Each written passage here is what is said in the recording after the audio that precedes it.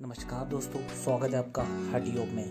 दोस्तों, आज मैं आपको शीतली प्राणायाम का जो रहस्य है वो बताने वाला हूँ। आपको पता होगा शीतली प्राणायाम बहुत बार आपने सुना होगा, बट उसके फ़ायदे, उसका रहस्य क्या है वो मैं आपको बताऊँगा, और कैसे किस तरह से डिटेल में करना है शीतली प्राणायाम वो भी मैं आपको बताने वाला हूँ इस वीडियो में। तो चलिए स्टार्ट करते हैं। आपको यहाँ पर दिखाई दे रहा ही है कि शीतली प्राणायाम आपको करने के लिए आपके टंग जो है उसको बाहर निकाल के दोनों छोर से राउंड करना है। राउंड करके सांस को धीरे धीरे अंदर लेना है। बट उससे पहले मैं आपको बता दूं दोस्तों, आपको पहले पद्मासन या सहज आसन, जिसमें आपको इजी हो, कुछ तकलीफ ना हो, वैसे आसन में बैठना है। पर आजू बाजू का वातावरण एकदम स्वच्छ हो। और इस आसन को, इस प्राणायाम को सबसे महत्व जो टाइम दिया गया है वह है ब्रह्म मुहूर्त। जी हाँ दोस्तों, सुबह 3 बजे या 3:30 बजे आप उठ के ये प्राणायाम करोगे तो ये काफ़ी अच्छा होगा। ऐसा क्यों, मैं आपको बताता हूँ। क्योंकि यहाँ पर आपको मुंह से सांस लेना है और मुंह में कोई फिल्टर नहीं होता है, तो जिस वजह से सभी जो भी गंदा, जो बारीक कण है वो आपके मुंह से आपके अंदर चले जाएंगे। बट आप जब नाक से सांस लेते हो तो नाक के अंदर फिल्टर होते हैं, वो सब जो भी डस्ट है वो सब नाक में फिल्टर उसको पकड़ लेता है और अंदर जाने नहीं देता है। तो इसलिए दोस्तों 3-3:30 बजे सुबह ब्रह्म मुहूर्त में पूरा वातावरण शुद्ध होता है, पवित्र होता है। जो भी कण है वो सब, डस्ट के जो पार्टिकल्स हैं वो सब नीचे आराम से बिना हिले डुले रोड पर ही गिरे हुए होते हैं और ऊपर वातावरण में शुद्ध होता है। तो बस यही एक फ़ायदा देता है शीतली प्राणायाम में। तो दोस्तों, जैसा मैंने आपको बताया, फर्स्ट आपको पद्मासन में बैठना है। ब्रह्म मुहूर्त हो तो काफ़ी अच्छा है। बाहर में, ये रूम में नहीं बैठना है, वातावरण शुद्ध वातावरण में बाहर बैठना है। और आपका टंग, जो ज़बान है, बाहर निकाल के दोनों छोर से राउंड करके, जैसा मैंने स्टार्टिंग पिक में दिखाया था, वहाँ से धीरे धीरे वायु का पान करना है और अभ्यंतर अंदर लेते हुए पूरे फेफड़े पूरे भरते हुए आपके पेट तक, नाभि तक पूरा वायु को लेकर भर देना है। तो जब आप ये वायु को लेकर भर दोगे, उसको आपको वहाँ पर रोक देना है। इसे कहते हैं आभ्यंतर कुंभक।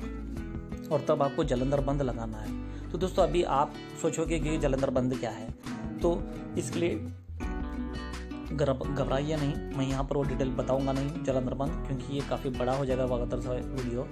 क्योंकि ऑलरेडी मैंने जलंधर बंद पर वीडियो डाला है, तो आप मेरे ही ये हठ योग चैनल पर जलंधर बंद आपको मिल जाएगा, वहाँ पर आप जाकर एक बार देख लीजिए। तो जैसे ही आप जलंधर बंद लगाकर अंदर सांस रोक कर बैठ जाओगे, और जैसे ही आपको सांस छोड़ने की इच्छा हो, तब जलंधर बंद निकाल कर धीरे धीरे नाक से आपको सांस छोड़ना है दोस्तों। जी हाँ दोस्तों, आपको मुंह से सांस लेना है और नाक से सांस धीरे धीरे छोड़ना है। तो इस तरह से एक हुआ, ऐसे आपको 15 बार करना है स्टार्टिंग में। बाद में आप इसको बढ़ा के 15 से 30 मिनट तक, आधा घंटा तक आप इसे कर सकते हो आसानी से।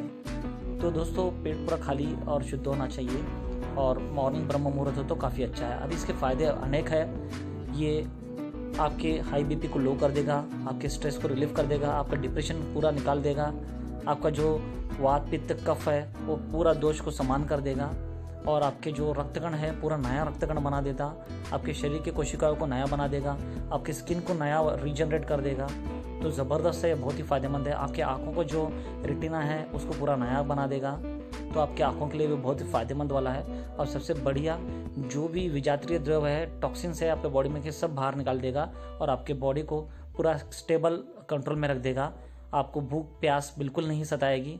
आप सहजता से, आसानी से उपवास कर पाओगे, और फिर भी आपके पास बल सुदृढ़ ज़्यादा रहेगा, कुछ भी प्रॉब्लम नहीं होगा अगर से आप ये प्राणायाम सिद्ध कर लोगे तो ये प्राणायाम सिद्ध करने के बाद बहुत सारे आपको ऐसे छोटे छोटे सिद्धियाँ मिल जाएगी, जैसे कि भूख प्यास नहीं लगना, बल की वृद्धि होना, और एक तेज आभा मंडल चेहरे पर आना, आपका स्किन एकदम चमकदार होना, और यहाँ तक कि आपके शरीर से सुगंध आएगी, दुर्गंध बिल्कुल नहीं आएगी। और कोई भी विषाणु, जैसे कि सांप भी आपको काटेगा तो आपको उसका जहर असर नहीं करेगा। इनफैक्ट सांप मर जाएगा बट आपको कुछ नहीं होगा।